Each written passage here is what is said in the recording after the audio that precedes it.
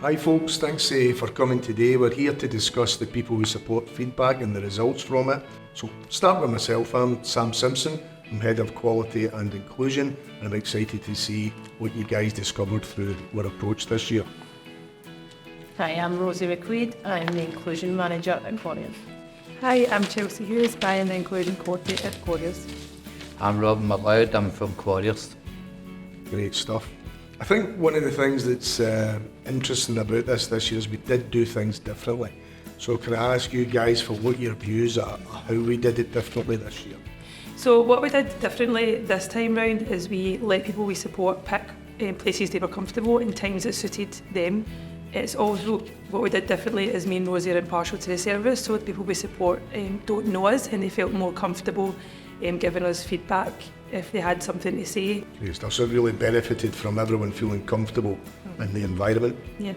We also used different techniques. So we did have a large group session and we used paddles with yes, no and unsure to help with people who maybe struggled a bit with communication.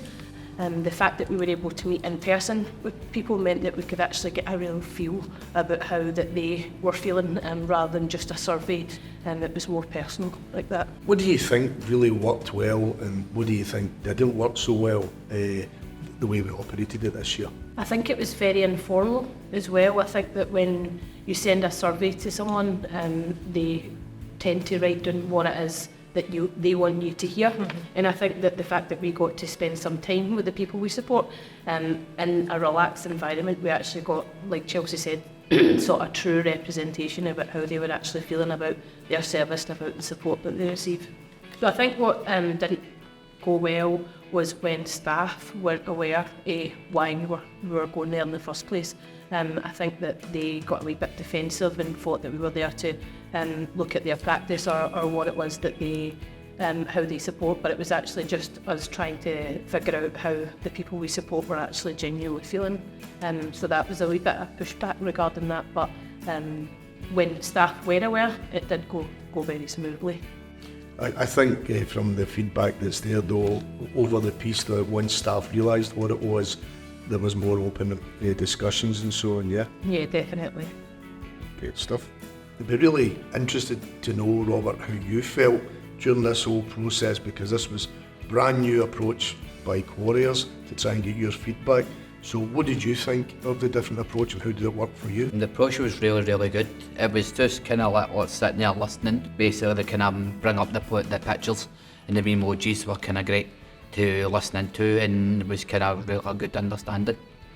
So you will get your views across at what was really important to you? Yeah. What you wanted? Yeah. Good stuff. Do you feel like you were listened to? Like, see, when we were down and we were asking the questions, do you feel like we were listening to you and that you had your voice heard? Yes. Yeah. Yes. Given this is a new approach for us at Quarriers, That's right. were you involved before when the surveys and so on? No. No.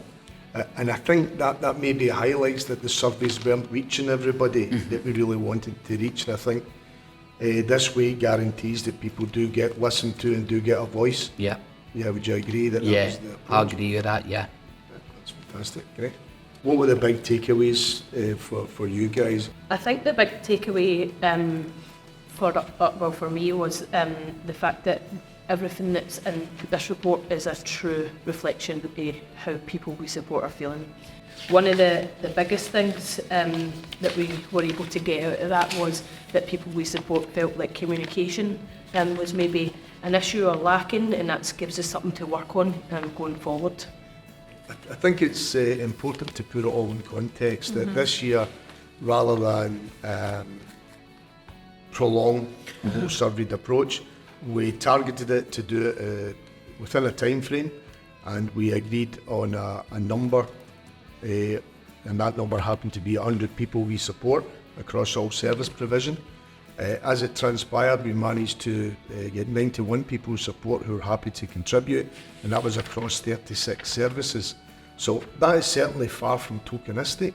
However, we have more than 36 services, so I think it's important to say that if everyone engages in it, then it becomes real and genuine inclusive practice, and it means that everyone has got a voice at the table. So hopefully for next year we can encourage every service that we've got to contribute to it, and for people who are supporting those services to be allowed a voice to express their view on their service provision.